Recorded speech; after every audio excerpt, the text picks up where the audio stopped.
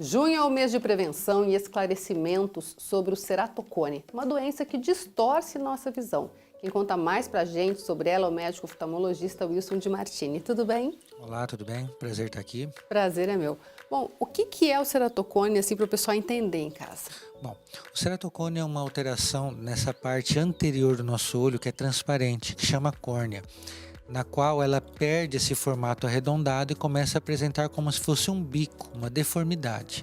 E essa deformidade que vão levar a todos os problemas que são decorrentes do ceratocone, que é essa doença. A gente consegue perceber logo no início, como é que é isso? Não, no início ele é mais difícil de ser diagnosticado. Ele pode até ser, vamos dizer assim, levantado a hipótese, mas normalmente é feito numa avaliação no qual o oftalmologista suspeita e faz uma avaliação oftalmológica um pouco mais completa, de repente com um exame até complementar, como por exemplo a topografia, o Pentacam, entre outros. E assim, tem sintomas que a pessoa pode suspeitar ou não? Bom, a primeira coisa importante da gente saber é que o ceratocone ele tem uma incidência baixa na população de uma forma geral. Quando a gente fala de estatística é meio complicado falar no Brasil porque a gente não tem muitos dados do Brasil, mas em termos mundiais o ceratocone é em torno de 0,05%. Aqui estima-se que uma a cada 250 pessoas tenham. É uma estatística um pouco maior, né? Mais gente tenham. O fator predominante é o fator genético. Quanto mais pessoas tem na família, a pessoa vai ter mais chance. E decorrente disso, cria-se a suspeita. Ele está muito associado a alergias. Então, as pessoas que coçam os olhos, elas têm mais tendência a deformar, já que muitas vezes ela já tem aquela predisposição genética. E é isso que a gente também estava falando um pouquinho antes, as conjuntivites alérgicas aumentam muito a incidência e a chance da pessoa desenvolver o ceratocone. Então, aquelas pessoas que coçam muito o olho, apertam o olho assim, tá fazendo uma coisa muito errada. Na verdade, sim, né?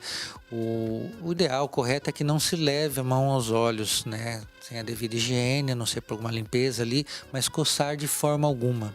Tá?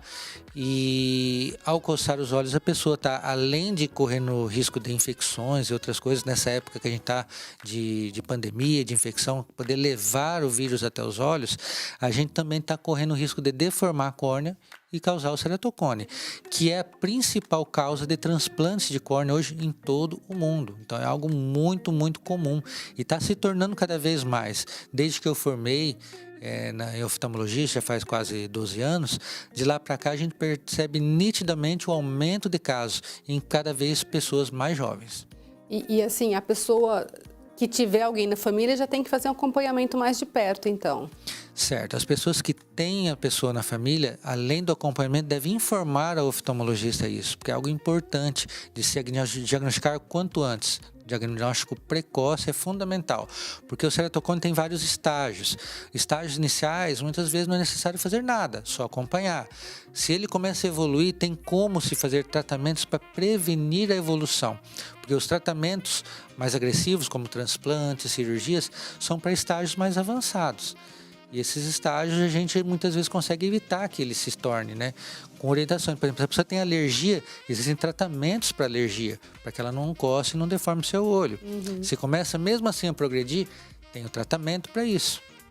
E assim, a pessoa que não tem casos na família, ela tem algum sintoma que leve a isso ou é meio que na Isso é bem tentativa? interessante, né? Às vezes a gente faz diagnóstico tardio, que a gente fala, né? Pessoas com 40, 50, 60 anos de idade que tinham ceratocone que evoluíram um pouquinho e não sabiam que tinham, mas sempre estão se queixando que a luz incomoda bastante e esse é um dos principais sintomas do ceratocone.